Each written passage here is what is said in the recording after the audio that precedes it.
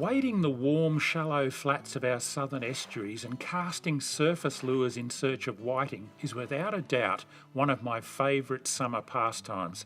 I just can't get enough of it.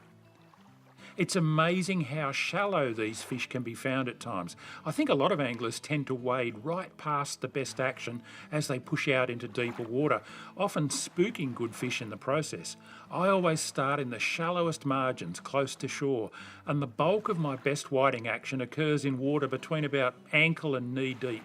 If you're getting the legs of your shorts wet, you're probably out too far. Make no mistake, some of the biggest and most cunning whiting will be found in water barely deep enough to cover their backs. I'll always try to set myself up to fish with any breeze at my back.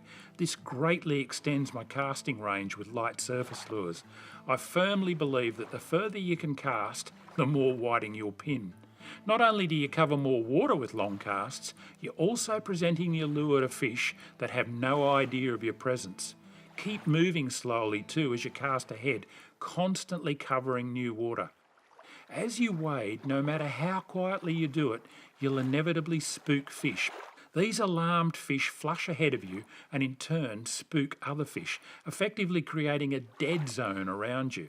How big that dead zone is depends a lot on how much fishing pressure the particular waterway receives. But trust me, the further you can cast beyond your own personal dead zone, the more whiting you'll catch. That's just a fact of life.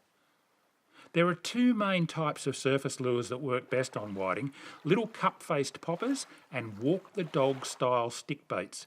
Each one has its day, but as a rule of thumb, I prefer the more subtle action of the stick baits in calm, clear water, while they tend to go for poppers when it's choppy or stirred up.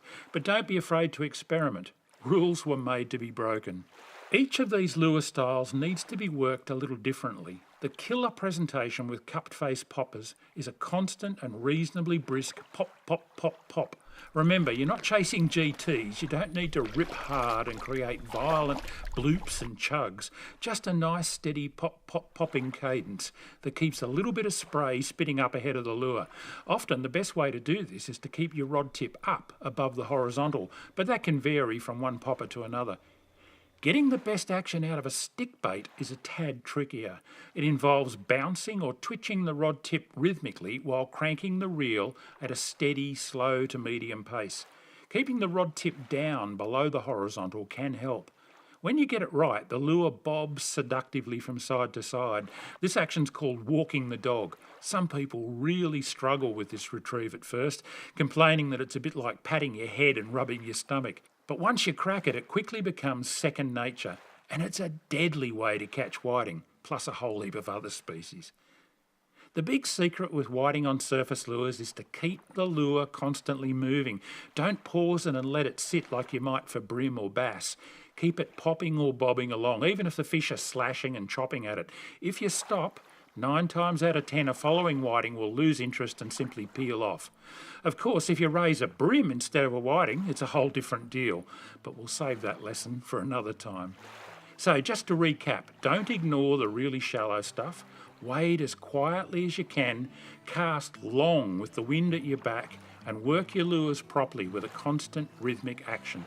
I guarantee that once the water warms past 20 degrees Celsius or so, and the sand, silver or yellowfin whiting become really active up on the flats, you will start catching them this way. And when you do, you'll probably never want to catch them any other way. It's just too much fun. Until next time, tight lines and happy hunting.